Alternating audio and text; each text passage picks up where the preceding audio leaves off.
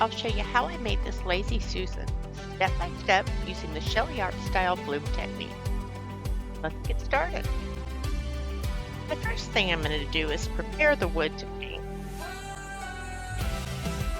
So I'm going to take it apart and remove the wood piece to make it a little easier.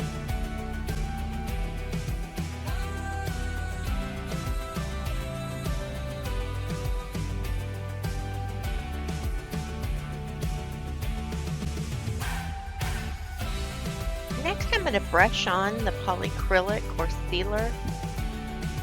This is the same product used in my pouring medium. This prevents the wood from warping when it's painted. And it dries quickly in about an hour.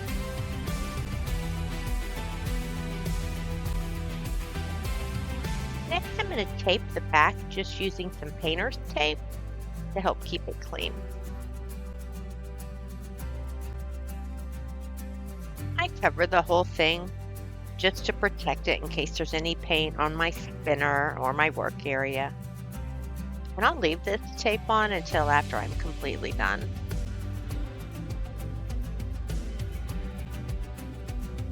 Next, I use a razor knife to trim around the outside so that it's the exact size.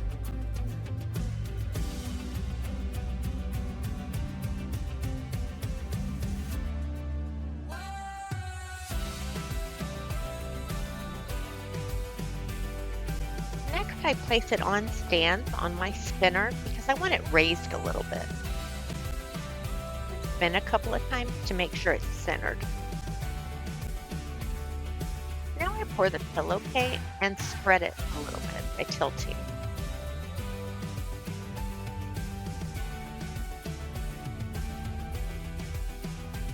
Looks a little thin, so I'm adding some more to the center and then spreading along the edges.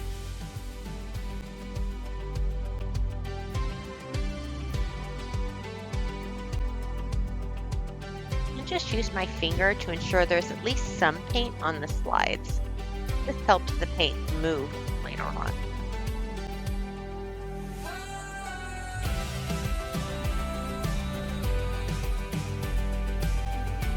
If you see any air bubbles, pop those with a toothpick.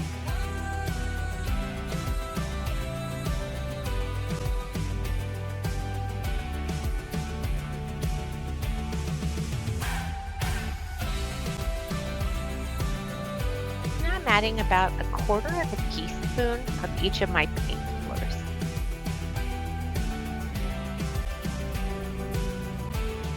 All of my paints are mixed with Behr 8300 and polyacrylic pouring medium.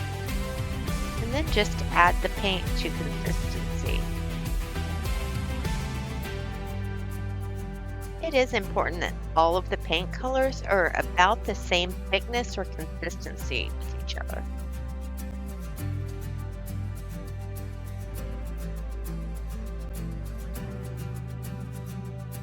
I'll add 2 colors of cell activator.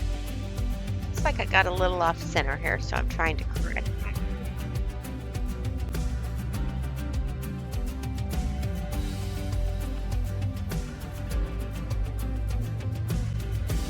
Now I'll start blowing out the paint. Blow down in the center first, and then add the attachment to blow out the rest. I use low heat and high fan here. Then wait a couple minutes for the cells to develop. Blow down in any thick puddles of cell activator with a flexible straw.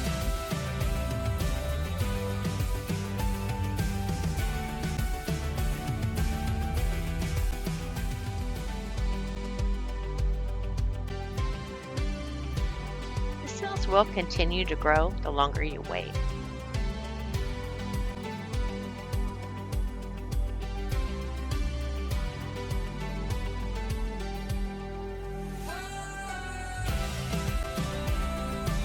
Now I place my painting in an old cardboard box. As you can see, it's well used. But this protects from paint splatter as we spin. Then slow it first to make sure you're centered. And and then continue spinning to spread the paints.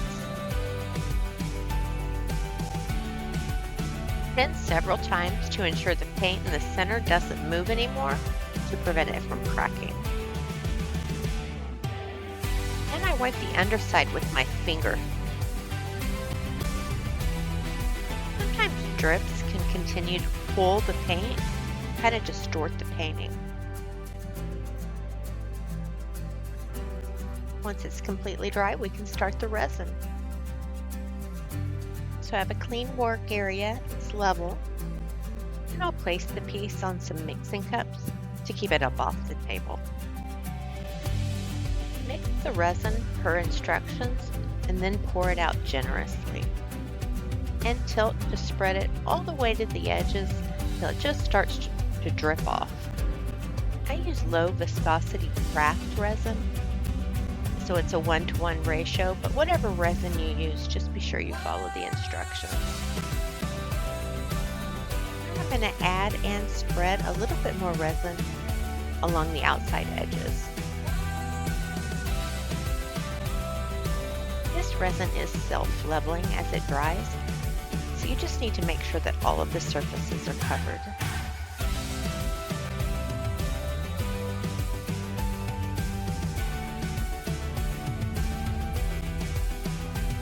And then wipe away any drips from the underside. Check for drips and wipe them away every 15 minutes or so for the first hour while it dries.